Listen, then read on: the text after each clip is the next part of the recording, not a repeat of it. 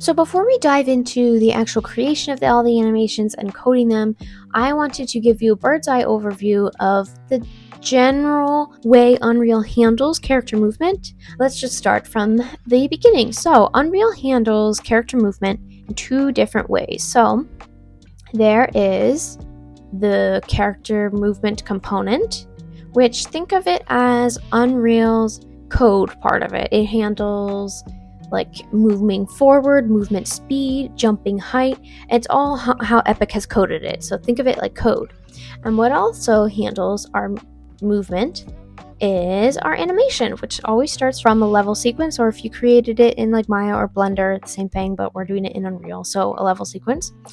From that level sequence, we create animation sequences, which are like our FBX files. And these animation sequences can be used in three different ways. So first, they can be used as animation montages, which are essentially just like animation sequences. They just have extra parameters that allow you to get more coding in it. So it's very helpful for specific situations.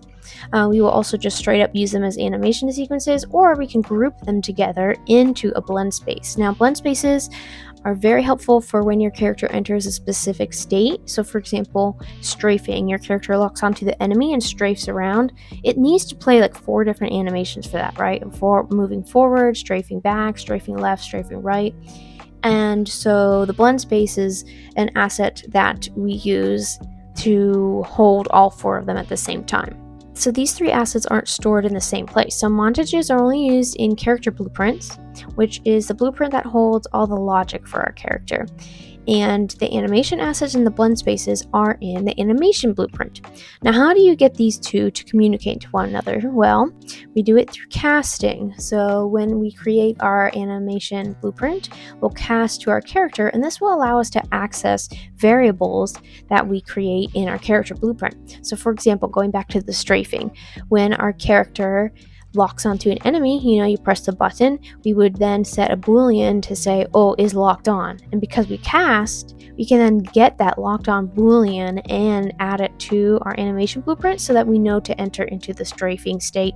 And then when we press the button again, that boolean gets turned off, which then means it gets turned off in this one, and then we go back to our running state. So that's generally how it's held. It'll make more sense once we actually get into it. Now, I did want to show you more about the character movement component. So I have the default mannequin here. You've seen this a million times. She can run around, jump, and it works great. Now, I can actually change her movement without changing any of her animation. So if we go to the character movement component in the third person character, which is the character blueprint, you will see that there are a ton of different values we can play around with. So for example, walking, this is walking, running, they just say walking. You can go and you can change this. So right now the max walk speed is 500. I could jack this up, make her run so fast, triple it at 1500. And let's go to the jump. I can change her jump height. Go in here. The jump velocity, how far she goes up. Let's say I do 1,000 just for demonstration purposes. Compile.